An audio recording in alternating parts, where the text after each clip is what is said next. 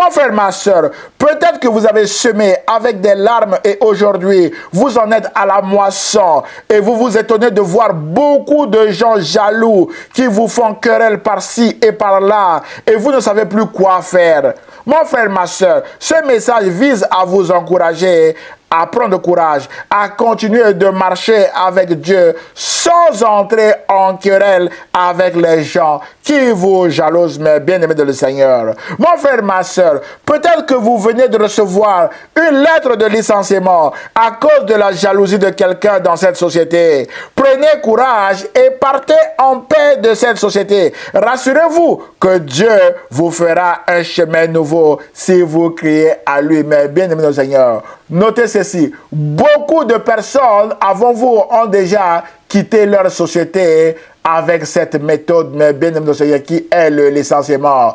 Ils ont crié à Dieu, certains ont trouvé des postes beaucoup plus intéressants que ceux qu'ils ont laissés, mes bien-aimés de Seigneur. Et d'autres ont même créer des entreprises qui ont prospéré, mes chers amis internautes. C'est pourquoi ce message vous encourage à regarder vers Jésus, mes chers amis internautes, comme l'auteur de l'Épître aux Hébreux nous le recommande. C'est alors que Jésus vous ouvrira une nouvelle porte, comme il l'a dit en Apocalypse. J'ai mis devant vous une porte ouverte que personne ne peut fermer. Mon frère, ma soeur, prenez vos affaires dans cette société et continuez votre marche avec Jésus et vous verrez la gloire de Dieu s'accomplir dans votre vie, mes chers amis internautes.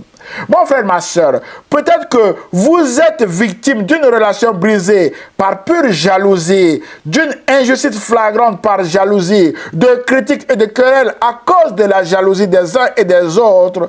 Prenez courage et notez que c'est dans le calme et la confiance que sera votre force. D'après Ésaïe chapitre 30, verset 15, mes bien-aimés de Seigneur. Aussi, rappelez-vous, mes bien-aimés, que ceux qui vous jalousent vont souvent vous faire des querelles par-ci et par-là pour vous aider. Rappelez-vous des conseils de l'apôtre Paul qui disait au jeune pasteur Timothée que repousse les discussions folles et inutiles, sachant qu'elles font naître des querelles. Or, il ne faut pas qu'un serviteur du Seigneur ait des querelles. Il doit au contraire avoir de la condescendance pour tous, être propre à enseigner, doué de patience. Il doit redresser avec douceur les adversaires, dans l'espérance que Dieu leur donnera la repentance pour arriver à la reconnaissance de la vérité. D'après 2 Timothée chapitre 2, versets 23 à 25, mes bien-aimés de le Seigneur. Voilà ce qu'il faut faire pour éviter les querelles inutiles, mes chers amis internautes, avec ceux qui vous jalousent.